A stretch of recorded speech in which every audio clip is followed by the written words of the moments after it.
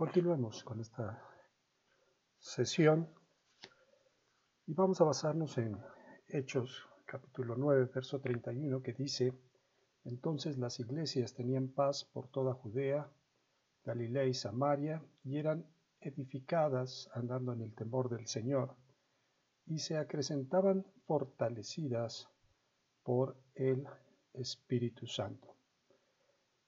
Vamos a ver qué se estaba multiplicando. Conforme los discípulos estaban multiplicándose, algo más estaba multiplicándose. No solo creyentes y discípulos, sino ahora iglesias enteras estaban multiplicándose. Aleluya. Dios había lanzado el primer movimiento de plantación de iglesias. ¿Qué es un movimiento de plantación de iglesias? Es un aumento vertiginoso y de multiplicación exponencial de iglesias autóctonas, refiriéndose a locales, que plantan nuevas iglesias en grupos étnicos o segmentos de población.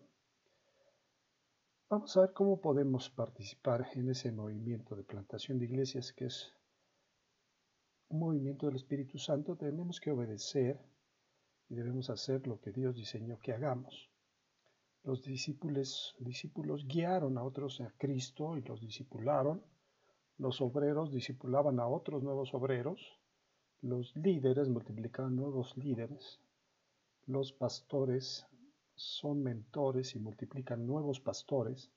Entonces Jesús en su gracia usará estos discípulos, obreros, líderes y pastores para edificar su iglesia mientras que Él expande su reino. Aquí quiero hacer una actuación. Realmente la obra la hace el Espíritu Santo. En 1 Corintios capítulo 12 vemos que hay tres áreas de lo espiritual en la iglesia: ministerios, dones del Espíritu Santo y operaciones. Ministerios relacionados con el Señor Jesús, dones del Espíritu Santo y operaciones relacionadas con la obra de Dios en la iglesia. Lo veremos más adelante. Pero aquí vamos a hacer una reflexión muy interesante, ¿no? Habla aquí de Dios le ha hecho a usted como un árbol de mango. Todos conocemos los mangos, pero vamos a conocer un poquito más. Dice: los mangos se originaron en la India Oriental, Birmania y las islas Andamán, al borde de la bahía de Bengalí, alrededor del V siglo a.C. Se cree que los monjes budistas introdujeron el mango en Malasia y al este de Asia. Mercaderes persas llevaron el mango al Medio Oriente y a África. Desde allá los portugueses lo trajeron a Brasil y a las Indias occidentales. Los cultivadores de mangos llegaron a Florida por ahí de 1800 y a California en los años 1880. Muchos campos de África y América Latina ahora están cubiertos con árboles de mango. ¿Cómo crecieron tantos árboles de mango ahí? Por multiplicación. Cada árbol de mango simplemente hizo lo que Dios diseñó que haga. Produjo semillas que crecieron hasta ser nuevos árboles, que produjeron más semillas, de las cuales crecieron más árboles, y así sucesivamente. Nos vamos a basar en este libro de plantación de iglesias. Sin embargo, esas eran unas notaciones y algunos comentarios extras, de acuerdo a la visión que Dios nos ha dado en lo particular. En Hechos capítulo 19, versos 9 y 10, dicen: pero endureciéndose alguno y no creyendo, maldiciendo el camino delante de la multitud, se apartó Pablo de ellos y se separó a los discípulos, discutiendo cada día en la escuela de uno llamado Tirano. Así continuó por espacio de 2 años, de manera que todos los que habían en Asia, judíos y griegos, oyeron la palabra del Señor Jesús. El Espíritu Santo actúa de forma especial en cada situación muy particular. No podemos pensar que siguiendo un modelo establecido tendremos los mismos resultados. No, tenemos que estar abiertos al mover del Espíritu. En este caso hubo una oposición grande de un segmento al que le estaban hablando de la palabra, pero Dios abrió otra puerta, una puerta más amplia en los gentiles. Entonces, a esta pregunta dice, ¿se ha dado cumplimiento a la gran comisión en algún lugar? Sí, en el primer siglo Pablo estaba enfocado en hacer discípulos. El resultado fue que toda esa región escuchó la palabra del Señor Jesús. Tenemos que entender que la parte fundamental es el hacer discípulos. Mucha gente piensa que hacer una iglesia incluye el local, incluye las sillas, incluye el equipo de sonido, incluye la luz, pero eso no es la iglesia. La iglesia son el conjunto de personas que son discipuladas. El discipulado significa formar el carácter de Cristo en cada persona. Vamos a ver algún otro comentario en este mismo libro. Ok. Entonces dice aquí, desea ver la gloria de Dios en el siglo XXI tal como en el primer siglo. Ya es tiempo de despertarnos, frotarnos los ojos, echar fuera el sueño y arrepentirnos por nuestra pereza y falta de pasión y obediencia a Dios. En el momento que comenzamos a hacer lo que Él nos ha mandado hacer, a la manera de Dios, en el poder del Espíritu Santo, Dios se apresurará a hacer su parte. Y vamos a ver iglesias discipuladoras fuertes y saludables manifestándose por todo el mundo como un fruto del árbol. Las palabras claves son hacer y a la manera de Dios. Y así Dios encenderá un movimiento de plantación de iglesias. Él está buscando hombres y mujeres ansiosos de entrar por sí mismo al fuego para que Él pueda propagar las llamas fuera de nuestro control. ¿Esto lo describe usted? Es una descripción de un hombre llamado Paulo. Vamos a ver otro modelo del primer siglo. Jesús fue visionario. Él vio mucho más allá de lo que estaba delante de él. Cuando sus ojos naturales vieron lepra, su espíritu vio carne limpia y sana. Cuando sus ojos vieron un cadáver, sus ojos espirituales vieron una niña jugando y caminando alrededor del cuarto. Jesús tenía una visión dada por su Padre, por la cual, por el gozo puesto delante de él, sufrió la cruz, menospreciando el oprobio, y se sentó a la diestra del trono de Dios. También Pablo fue otro hombre con visión. Entonces aquí vamos a hablar de la visión. ¿Qué visión nos está dando Dios? ¿Para qué Dios te ha llamado? ¿Para solamente estar sentado en un lugar, en la congregación, o hacer lo mismo una y otra vez?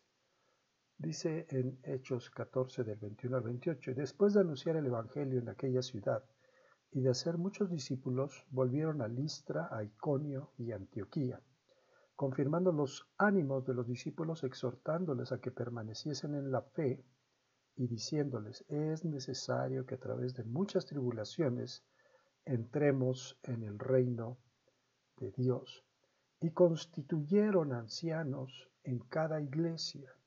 Habiendo orado con ayunos, los encomendaron al Señor en quien habían creído. Aquí voy a hacer un comentario. Al plantar una iglesia, Dios levanta de ese lugar quién se va a encargar de pastorear la iglesia. Cuando habla de establecieron ancianos, no los importaron de otro lado, sino que de ahí mismo salieron. Sigamos en el 24. Pasando luego por Pisidia, vinieron a Panfilia, y habiendo predicado la palabra en Perge, descendieron a Talia. De ahí navegaron a Antioquía, desde donde había sido encomendado a la gracia de Dios para la obra que habían cumplido.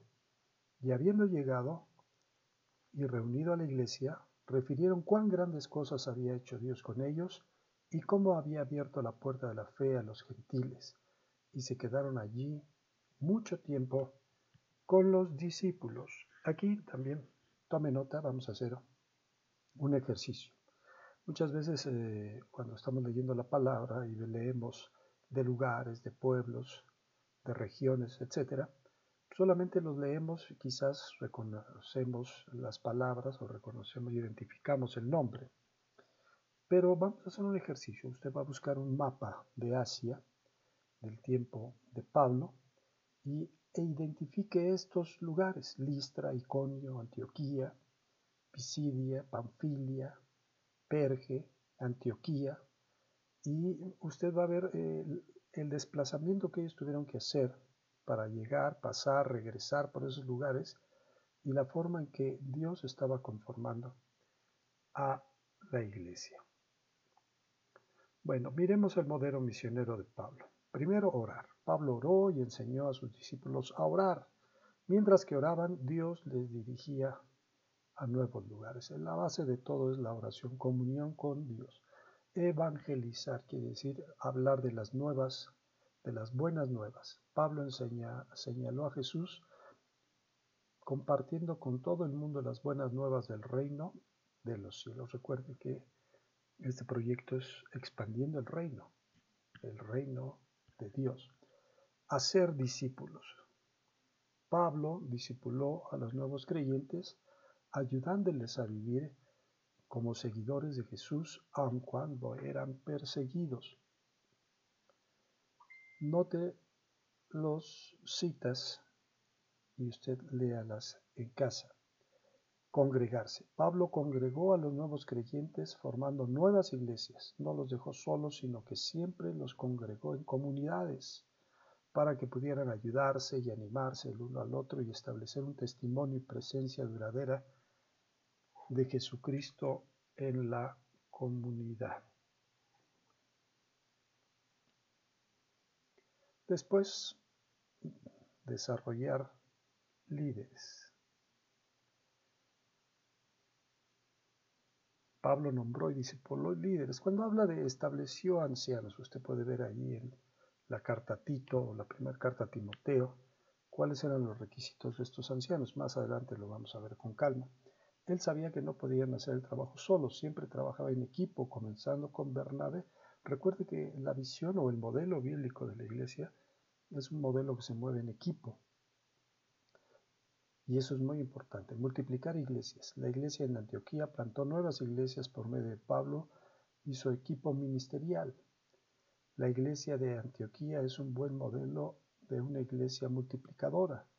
Incluso enviaba a sus líderes principales a plantar nuevas iglesias. Aquí hago una anotación al margen. No estamos basando en este manual, pero aquí habla mucho de líderes, habla de equipo ministerial. Realmente tenemos que entender el liderazgo de Jesús, que es servicio, porque Jesús dice, Él vino no para ser servido, sino para servir y dar su vida en rescate por muchos. Cuando habla de equipo ministerial, se habla de un equipo, porque somos un cuerpo. A unos puso en la iglesia apóstoles, a otros profetas, a otros los que sanan, los que administran, dice la Escritura. Es un equipo, es un cuerpo. Ahora, que Dios le use a usted y a su congregación tan poderosamente hoy como usó a Pablo y su equipo en el primer siglo, que toda persona en su país escuche el Evangelio del Reino de Dios y tenga la oportunidad de confiar en Él como su Salvador personal, que Dios les use y a su iglesia como un centro de entrenamiento misionero mundial. La visión del Señor dijo, me seréis testigo en Jerusalén, que era el lugar donde estaban reunidos en ese momento, en Judea, que era alrededor, era la provincia, en Samaria, que ya se extendía un poco más allá del ámbito de entre solamente los judíos, y hasta lo último de la tierra. Hay una visión de expansión del reino. El reino debe expandirse.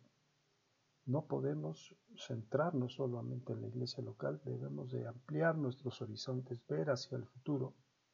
El Señor está llamándoles a seguir el ejemplo de Pablo y plantar nuevas iglesias. Si su respuesta es sí a esta pregunta, lo que queda de esta manera le ayudará a obedecer los mandatos de Jesús y seguir el modelo de Pablo plantando una nueva iglesia. Cada capítulo se enfoca en una de las partes del ministerio de Pablo: oración, evangelismo, discipulado, congregación de los nuevos creyentes en iglesias, desarrollo de nuevos líderes y comienzo de nuevas iglesias. Ok. Sin embargo, aquí vamos a hacer un comentario. nuevamente, vamos a ver, a veces nos centramos en la visión de una iglesia nueva y piensa uno en un local o en un lugar, en sillas, no sé, tenemos una fijación ya mental en lo que nosotros pensamos que es una iglesia, pero tenemos que ir al modelo de la palabra. Y el modelo de la palabra habla de otra cosa, habla de predicar la palabra, de hacer discípulos, la gente se congrega, la gente se reúne, esa es la iglesia. Y la iglesia no tiene un número en especial para ya ser considerada. Hoy en día hay muchos proyectos, hay muchas metodologías, etcétera, donde dicen vamos a hacer un plan. Casas le llaman en algunos lugares, en otros lados le dicen una célula, pero la palabra dice, donde 2 o 3 están reunidos en mi nombre, 2 o 3 en adelante, ahí estoy yo en medio de ellos. Entonces, una reunión de familia es la iglesia. Una reunión de 10 personas es la iglesia. Una reunión de 50 personas es la iglesia.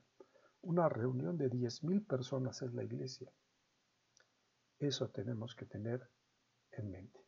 Ahora les invito a reflexionar en estos conceptos que acabamos de ver ligeramente y a contestar las siguientes preguntas.